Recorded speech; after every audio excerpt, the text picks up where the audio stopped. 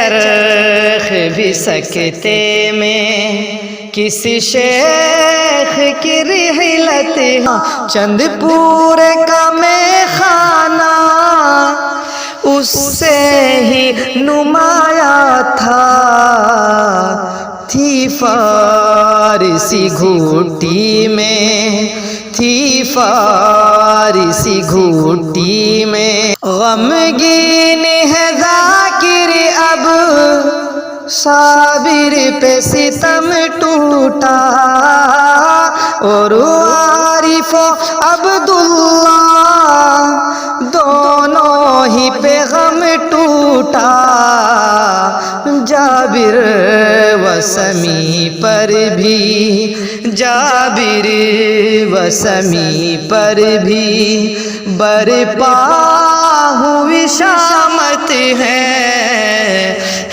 چرخ بھی سکتے میں کس شیخ کی رحلت ہے چرخ بھی سکتے میں دیکھو علی جاں کو روتے ہوئے جاتے ہیں افتخار پہ غم ٹوٹا عبد رحمہ رلاتے ہیں اب خانداں غمگی ہے اب خانداں غمگی ہے کسی طرح کی فرقت ہے اب خانداں غمگی ہے کسی طرح کی فرقت ہے چرخ بھی سکتے میں کس شیخ کی رحلت ہے چرخ بھی سکتے میں شخصیت اور ہے مولانا محمد کامل صاحب پٹ لوکھر، جو ایک عرصے تک پھوٹ گاؤں کے اندر مدرسے کے ذمہ دار رہے، اور جب بھی وہاں جلسہ ہوتا تھا مولانا خود مجھے حکم فرماتے تھے کہ وہاں تمہیں جانا ہے۔ بارہا گیا، 10-15 سال تک میں بھی گیا ہوں۔ بڑا خاص تعلق تھا مولانا کامل صاحب کے ساتھ بھی۔ تشریف فرما ہے، میں ان کو دعوت دے رہا ہوں، وہ بھی تشریف لائیں اور اپنے خیالات کا اظہار فرمائیں 5 منٹ کے لیے۔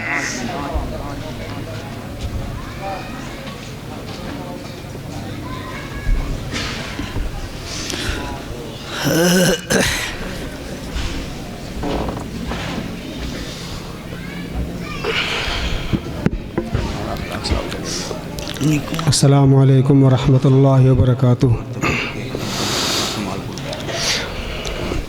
معزز سامعین حضرات، اسٹیج پر رونق افروز تمام علماء کرام،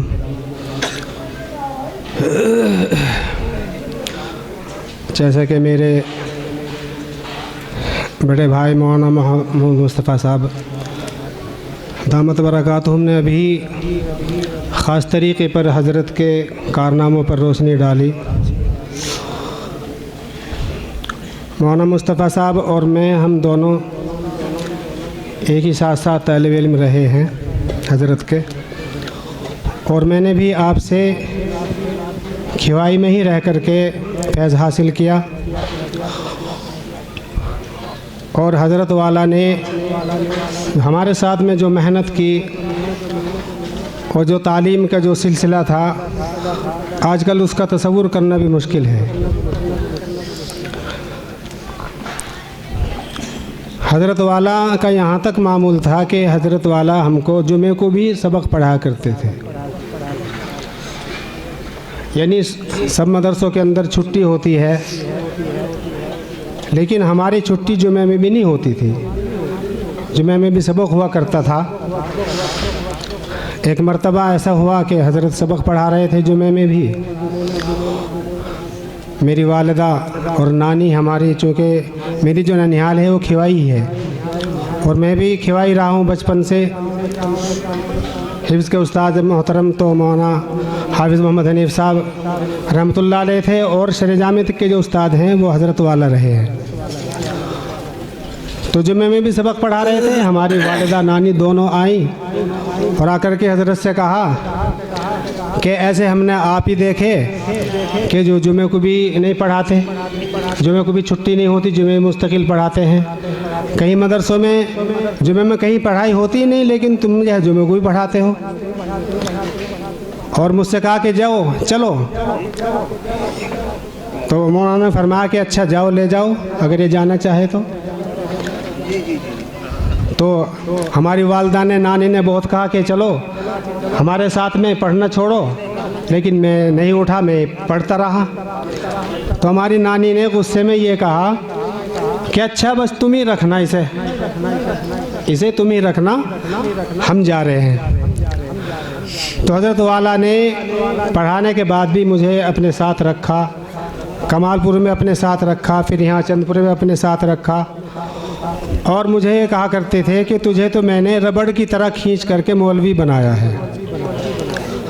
حضرت کا یہ کمال تھا کہ حضرت والا نے 4 سال کی کتابیں 3 سال میں مجھے پڑھائی.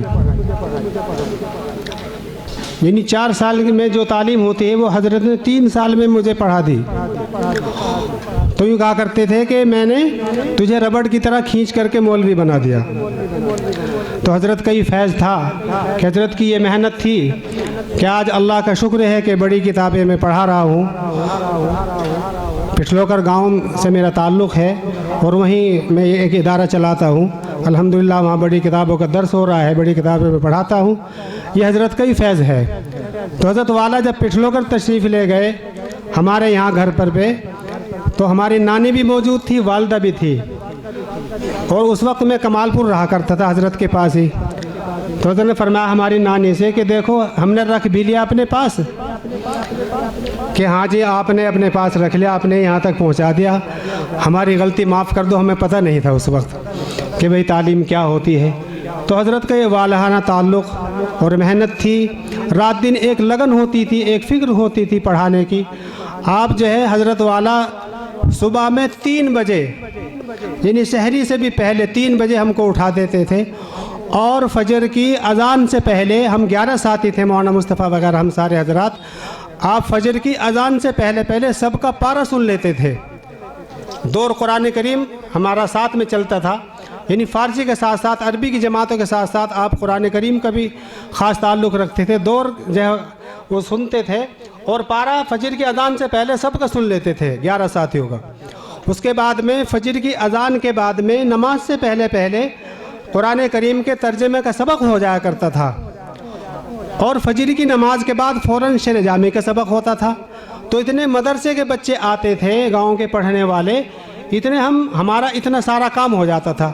قرآن کریم کا ایک پارہ، قرآن کریم کے ترجمے کا سبق اور شعر جامی کا سبق، یہ سارے اتنے کام مدرسے کا جو وقت ہوتا تھا، جو ٹائم ہوتا تھا 8 بجے کا 7 بجے کا، اس سے پہلے اتنا کام ہمارا ہو جاتا تھا، اتنا سن لیتے تھے. تو یہ محنت تھی، ایک تعلق تھا، ایک لگن تھی، ایک تڑپ تھی بس علم کی، ایک دھن تھی، ایک فکر سوار تھی. تو اسی فکر کو لے کر کے حضرت یہاں پھر تشریف لائے. میں بھی ساتھ میں تھا. یہاں جھونپڑی ڈال کر کے ہم رہتے تھے جنگل میں. بارش ہوتی، پانی بھر جاتا تو اس کو ڈول کو اور اونچا کر لیتے تھے اور بھی اسی طرح رہتے تھے. روٹی آتی اس میں رکھ دیتے، کتا لے جاتا تو ہم نے جو ایک مٹکا یہاں گاڑ رکھا تھا اس میں رکھ دیتے تھے. یہاں کوئی انتظام نہیں تھا. تو لیکن یہ ایک محنت تھی، لگن تھی، ایک تڑپ تھی. یہ اس کو لے کر کے حضرت یہاں تشریف لائے اور محنت کی. آج اللہ کا فضل ہے کہ یہ پودا جو ہے ایک تناور درخت ہو گیا ہے اور اس کا فیض سارے میں جاری ہے. سبھی حضرات سے میں گزارش کرتا ہوں کہ ہم سبھی اسی طریقے سے جیسے اس وقت تعلق تھا حضرت کے زمانے میں، ایسے ہم اپنا تعلق برقرار رکھیں. اللہ تعالی ہم سب کو عمل کی توفیق نصیب فرمائے. اللہ تعالی حضرت والا کو، آپ کی قبر کو اللہ نور سے منور فرمائے، کروڑ چین نصیب فرمائے. اللہ تعالی آپ کے درجات کو بلند فرمائے. آمین اللہم آمین.